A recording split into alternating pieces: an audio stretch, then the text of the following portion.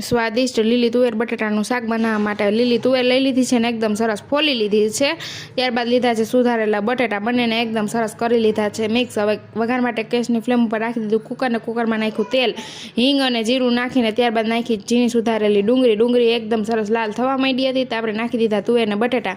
હવે મસાલામાં જોઈએ તો લસણ વાટેલું, ધાણા જીરું પાવડર, ધાણા ભાજી, હળદર પાવડર, નમક સ્વાદ અનુસાર, લાલ મરચું પાવડર અને કાશ્મીરી લાલ મરચું પાવડર, જેટલું તીખું કરવું હોય એટલું લાલ મરચું પાવડર તમે નાખી શકો છો। હવે બધા મસાલાને એકદમ સરસ કરી લેશું મિક્સ।